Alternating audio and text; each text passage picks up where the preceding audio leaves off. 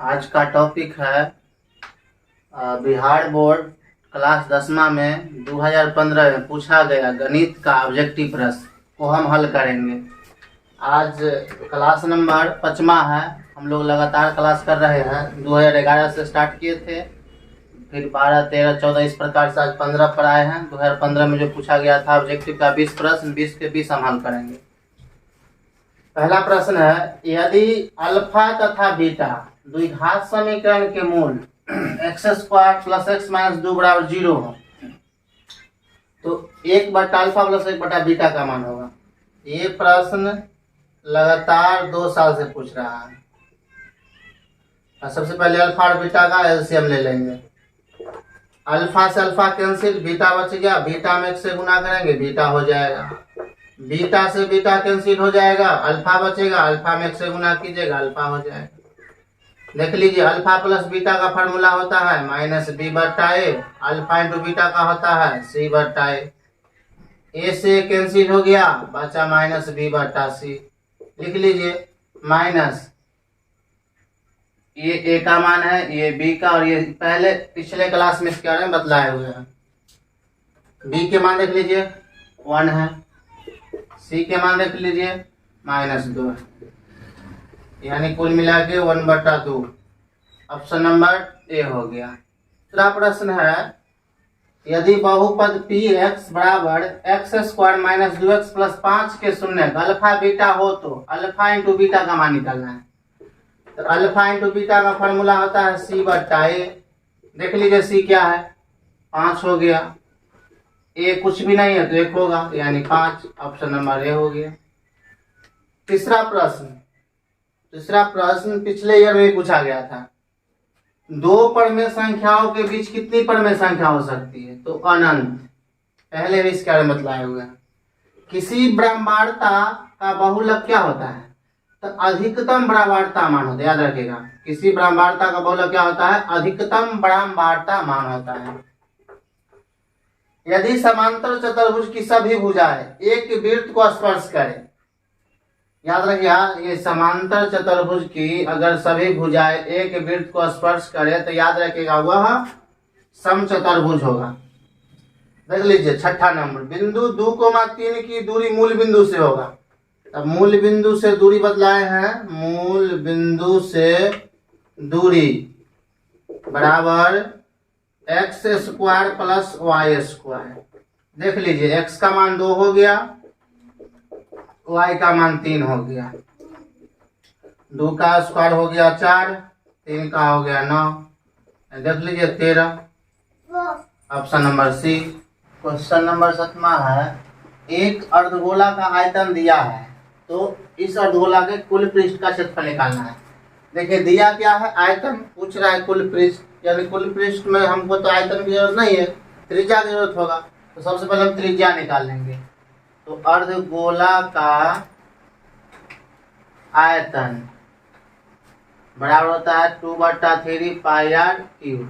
देख लीजिए आयतन क्या दिया अर्धगोला का, 19,404।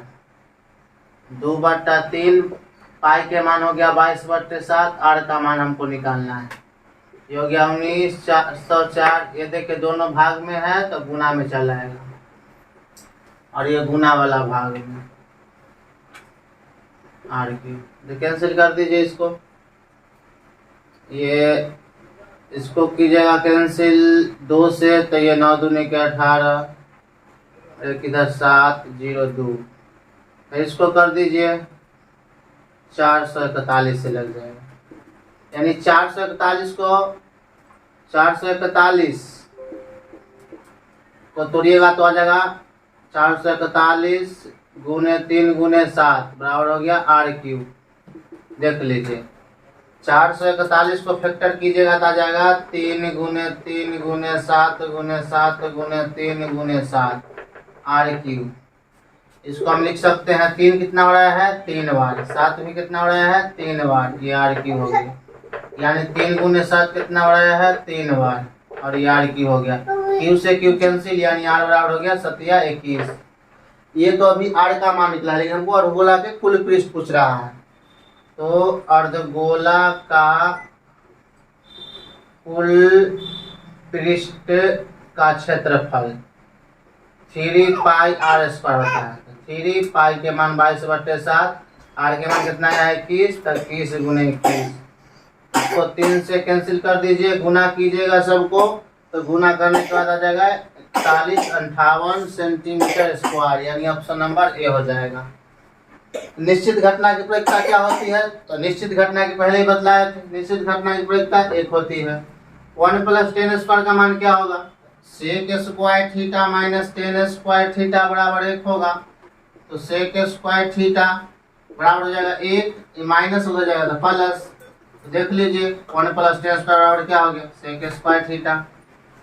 1/√3 किसका मान होता है? तो याद रखिएगा ये पाई है, और पाई का मान 180 डिग्री होता है। तो 1/√3 क्या होता है? tan 30 का मान। तो tan 30 किस में आएगा? देख लीजिए tan 30 किस में आ जाएगा? पाई 180, देखिए आ जाएगा इसमें, ऑप्शन नंबर सी में। अगला है पाई क्या है? तो पाई एक अपरिमेय संख्या है, अपरिमेय संख्या। इससे पहले ही बतलाए थे कि पाई एक अपरिमेय संख्या है। 4 घात वाले बहुपद क्या कहलाते हैं? तो पहले बतलाए थे 1 घात वाले बहुपद रैखिक कहलाएंगे, 2 घात वाले द्विघात, और 4 घात वाले बहुपद कहलाएंगे चतुर्थ घात, चतुर्थ घात बहुपद। प्रश्न संख्या 13 है कि x के डैश मान के लिए l समांतर है m के, तो दोनों समांतर है तो आपस में बराबर होगा। तो लिखेंगे 3x - 20 बराबर हो जाएगा 2x + 10। 3x प्लस है, इधर आएगा माइनस हो जाएगा, 10 माइनस है, उधर जाएगा प्लस हो जाएगा। 3x में से 2x घटा दीजिए, x हो जाएगा 10, 20, 30 हो जाएगा, यानी इसका राइट आंसर 30 हो जाएगा। क्वेश्चन नंबर 14 है, दिए गए चित्र देख लीजिए। त्रिभुज एबीसी में ए कितना है? 90 डिग्री है, और AD लंब BC पर है। देख लीजिए AD लंब BC पर है, तो BD देखिए 9 ही है। जब भी AD लंब BC पर हो और AD निकालने के लिए बोले तो याद रखिएगा AD का फार्मूला √CD गुने BD। देख लीजिए CD क्या है? 4, ये क्या है? 9, 9 चौक 36, और 36 के वर्गमूल हो गया 6, यानी इसका 6 हो जाएगा आंसर। 15 नंबर प्रश्न है, मूल बिंदु से P - x y की दूरी होगा, तो इसका हो जाएगा √x² + y²। क्योंकि -x का P स्क्वायर कीजिएगा तो +x² ही होगा। कार्तीय तल में स्थित किसी बिंदु -4, 10 में भुज का मान होगा। तब भुज मतलब जान रहे हैं x वाला निर्देशांक को भुज कहते हैं, तो x वाला पहला है तो भुज हो जाएगा -4। अगर कोटि बोलता तो 10 होता। यदि 2 cos a बराबर √3 दिया है, तो cos a बराबर √3/2। cos कितना का मान √3/2 होता है? तो cos 30 डिग्री, यानी cos से cos खत्म, a बराबर 30 डिग्री, इसमें आ गया 30 डिग्री। अगला है 3 थीटा बराबर 90, तो थीटा बराबर हो जाएगा 90/3, यानी थीटा का मान हो गया 30। हमसे पूछ रहा है tan थीटा, तो tan और थीटा के मान 30, tan 30 का मान हो गया 1/√3, 1/√3। 19 नंबर प्रश्न है, जब किसी अनुक्रम के पद किसी नियम के तहत लिखे जाते हैं तो उसे हम AP कहते हैं, अरिथमेटिक प्रोग्रेशन। हिंदी बोलते हैं समांतर श्रेणी, समांतर श्रेणी।